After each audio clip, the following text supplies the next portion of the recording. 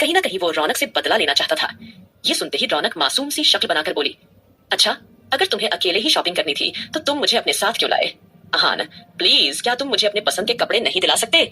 अब जैसे ही रौनक ने अपनी हाथ को फोल्ड करते हुए बड़े ही फ्लर्ट अंदाज में यह पूछा, वैसे ही उसे देखते ही अहान के दिल में तो गिटार बजने लगते हैं।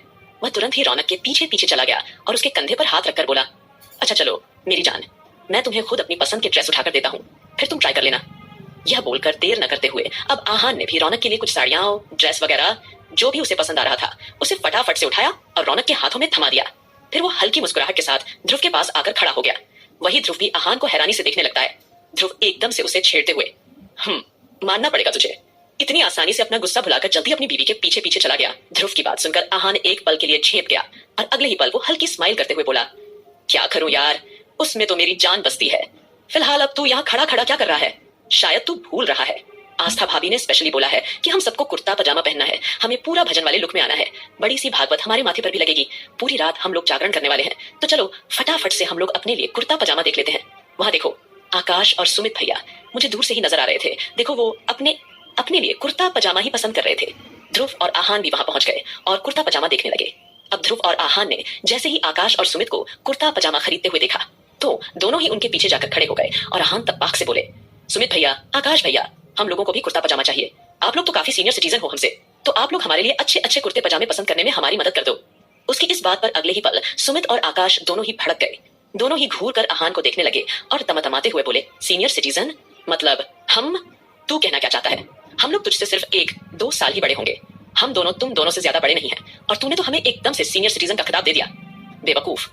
उनका जवाब सुन के अगले ही पल ध्रुव और आहान मंद मंद मुस्कुराने लगे और सिचुएशन संभालते हुए जैसे तैसे वो दोनों ने अपनी हंसी छुपाई। फिर आहान बात बदलते हुए बोला, अरे नहीं नहीं आकाश भैया, हमारे कहने का मतलब यह नहीं था, हम तो बस यह कह रहे थे कि आप लोगों को ज्यादा नॉलेज है, तो आप लोग हमारी मदद कर दीजिए प्लीज।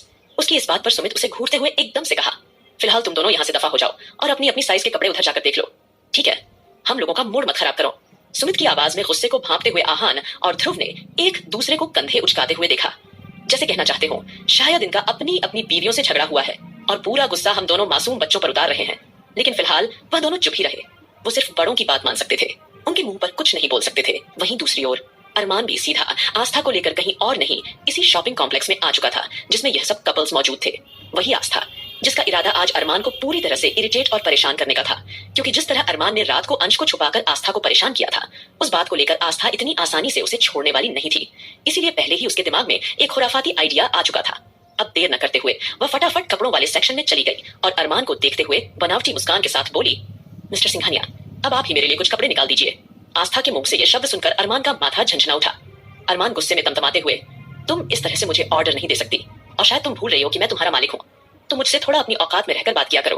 और हाँ, मेरे सामने इतना एटीट्यूड छाड़ने की कोई जरूरत नहीं है। मैं सिर्फ अपने दादाजी की वजह से तुम्हें यहाँ लेकर आया हूँ, लेकिन इसका मतलब यह नहीं कि तुम मेरे साथ इतनी फ्री होकर बात करोगी और मुझे बोलोगी कि मैं तुम्हारे लिए कपड़े सिलेक्ट करूं। मैं तुम्हारा पति नहीं हूँ जो तुम्हारे लिए कपड़े पसंद करता फिरूंगा। अरमान की इरिटेटिंग बातें सुनकर आस्था के तन बदन में आग लग गई। फिर वो अरमान पर बरस पड़ी। आस्था गुस्से में आईब्रो चढ़ाते हुए, यह बात मैं भी अच्छी तरह से जानती हूँ कि आप मेरे पति नहीं है, लेकिन आप ही वह इंसान है जिसने मेरे पति को भगाया है, और जब तक आप मुझे मेरा पति जो मुझसे बेहद प्यार किया करते थे उन्हें ढूंढ कर नहीं लाते, तब तक आपको उनके सारे काम करने होंगे। आपने जो भी जिम्मेदारी ली है वो आपको निभानी ही होगी, मिस्टर सिंघानिया। आस्था का जवाब सुनकर अरमान ने उसे अजीब नजरों से देखा। अरमान को इस बात पर गुस्सा तो बहुत आया, लेकिन चाहकर भी वह कुछ कह नहीं पाया।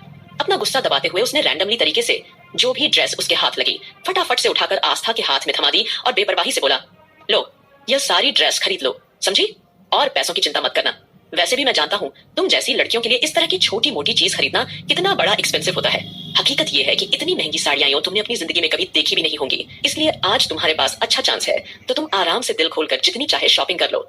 मैं तो कहता हूँ अपने बेटे के लिए भी शॉपिंग कर लो और साथ ही साथ उस ओल्ड लेडी की तीनों गरीब बेटियों के लिए भी कुछ खरीद लो, क्योंकि आज तुम्हें अच्छा खासा मौका मिला है और अरमान सिंघानिया खुद तुम्हारे खर्चे उठा रहा है। तो आज के दिन इस शॉपिंग कॉम्प्लेक्स में तुम्हें जितनी शॉपिंग करनी है दिल खोल कर करो, क्योंकि यह कॉम्प्लेक्स मेरा ही है। अब जैसे ही अरमान ने ये शब्द कहे वैसे ही आस्था को उसकी बात सुनकर झुंझलाहट हुई। उसने सिचुएशन को भांपते हुए खुद के इमोशंस को संभाला, क्योंकि उसका असली इरादा तो अरमान को इरिटेट करने का था और वह अच्छी तरह जानती थी कि उसकी खूबसूरत कमर अरमान को कितना इफेक्ट करती है। यही सोचते हुए आस्था ने मुस्कुराते हुए एक साड़ी उठाई और नाराज होकर अरमान को देखते हुए अपने मन में, आपका एटीट्यूड, आपका घमंड आज मैं तोड़ कर ही रहूंगी। ये सोचते हुए आस्था की आंखों में इरिटेशन और फ्रस्ट्रेशन साफ दिख रही थी। आस्था को नजरअंदाज करते हुए अरमान ने सोचा, जब तक यह लड़की अपने लिए कपड़े खरीद रही है तब तक क्यों ना मैं एक जगह बैठकर थोड़ा काम कर लूं और ऑनलाइन मीटिंग वगैरह अटेंड कर लूं, क्योंकि यहाँ खड़े रहकर खामखा मेरा टाइम बर्बाद हो रहा है। यह सोचते हुए अरमान जल्दी से एक तरफ चला गया। वहीं दूसरी ओर कपड़ों के क्षेत्र में इस वक्त ध्रुव और आहान दोनों ही अपनी अपनी पसंद का कुर्ता पजामा निकालने में लगे हुए थे और दोनों ही पूरी तरह से कंफ्यूज हो रहे थे कि आखिरकार वह कैसे और क्या खरीदे, क्योंकि वो दोनों जन्माष्टमी के लिए पहली बार कुर्ता पहनने वाले थे। वो दोनों खुश होकर कुर्ते देख रहे थे, लेकिन अब उन्हें कुर्ता पजामा थोड़ा ज्यादा ही ओवर लग रहा था। उन्हें समझ नहीं आ रहा था कि वो कौन से कपड़े चुने। ऐसे कपड़े तो उन्होंने कभी पहने ही नहीं थे। इसलिए वह आकाश और सुमित को बार बार आस भरी नजरों से देख रहे थे ताकि उनके अकॉर्डिंग कपड़े खरीद सकें। लेकिन आकाश और सुमित उन्हें पूरी तरह से इग्नोर करते हुए अपने अपने कपड़े सिलेक्ट कर रहे थे। ये देखते ही आहान अगले ही पल थोड़ा सा इरिटेट हो गया और अपनी आवाज ऊंची करते हुए बोला, जरूरी है क्या ये इस त्योहार में कुर्ता पजामा पहनना? अरे हम नॉर्मल सूट भी तो पहन सकते हैं, या फिर मैं तो सोच रहा हूँ हाफ कैपरी और ऊपर से शर्ट डाल लूं, उसमें तो मैं पूरी रात बैठ सकता हूँ, और वैसे भी पूरी रात तो सिर्फ कंफर्टेबल कपड़े ही पहन सकता हूँ। आहान की बातें इस वक्त आकाश और सुमित के कानों में भी जा रही थी और वह दोनों भी कहीं ना कहीं काफी ज्यादा कंफ्यूज थे, क्योंकि उन्हें भी समझ नहीं आ रहा था कि आखिर वह लोग क्या खरीदे। फिलहाल वो दोनों एक दूसरे को कंफ्यूजन से देखने लगे। तभी ध्रुव ने अचानक तंज कसा, आकाश भैया, अगर अरमान भाई की याददाश्त ठीक होती और वह पहले जैसे होते तो मुझे पूरी उम्मीद है कि वह इस सिचुएशन से निकलने का हमें कोई ना कोई रास्ता जरूर बताते। ध्रुव की बात सुनकर आहान तुरंत एक्साइटेड होकर बोला, तो इसमें क्या दिक्कत है? अरमान भाई की याददाश्त चाहे ठीक हो या ना हो, लेकिन है तो वो हमारे अरमान भाई ही ना। तुम देखना वह इस मामले में हमारी मदद जरूर करेंगे। मैं अभी उन्हें कॉल करके यही बुला लेता हूँ। आहान के मुंह से ये शब्द सुनकर आकाश और सुमित ने एक दूसरे को ठिठक कर देखा और अगले ही पल वो हड़बड़ाते हुए आहान के सामने जाकर खड़े हो गए और उसे खा जाने वाली नजरों से घूरते हुए देखा। आकाश आहान को चेतावनी देते हुए, तेरा दिमाग खराब हो गया है क्या? ये कैसी उल्टी सीधी बातें कर रहा है तू अरमान को यहाँ बुलाएगा? अगर अरमान यहाँ आ गया तो तू जानता है ना हमारी जिंदगी में कितना बड़ा तूफान आ जाएगा। उसे तो यही लगेगा कि हम लोग इस वक्त उसका दिया हुआ काम काज छोड़कर उल्टा यहाँ इधर उधर घूमकर शॉपिंग कर रहे हैं। तू भूल गया उसने हमें क्या क्या काम सौंपे थे, और फिलहाल तो हमारा सबसे पहला काम था उस वायरस का पता लगाना। भले ही हमने यह तो पता कर लिया कि यह वायरस किसने बनाया, लेकिन हम अरमान को यह बात नहीं बता सकते, क्योंकि अरमान की नजरों में तो उसका गुरु आज भी एकदम महान है।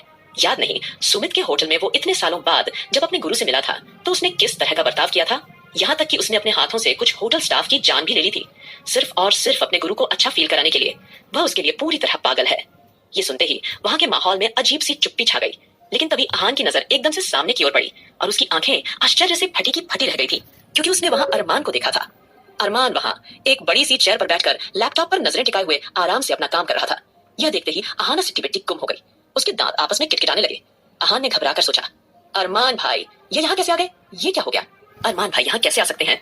अब क्या होगा अगर उन्हें पता चल गया कि हम सब यहाँ हैं तो लेने के देने पड़ जाएंगे। ये सोचते हुए आहान की जुबान उसका साथ ही नहीं दे रही थी।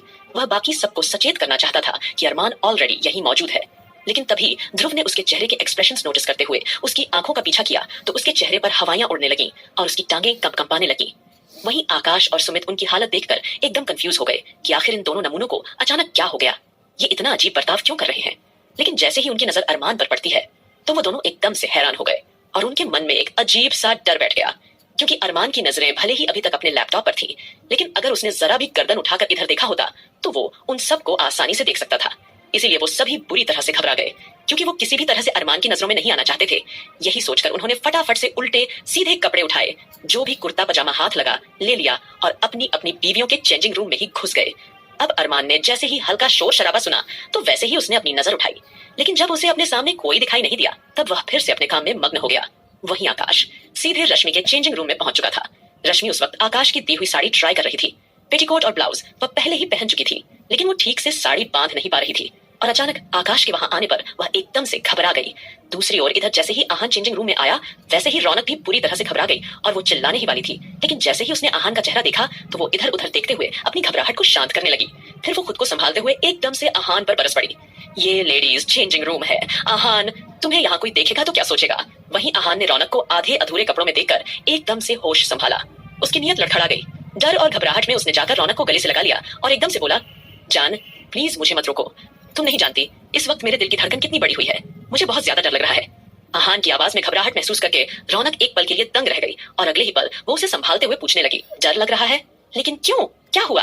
तब आहान जल्दी से बोला, अरमान भाई यहाँ आ गए हैं और मुझे समझ में नहीं आ रहा कि वह यहाँ क्यों आए हैं। जब तक अरमान भाई यहाँ रहेंगे हम उनकी आंखों के सामने नहीं आ सकते।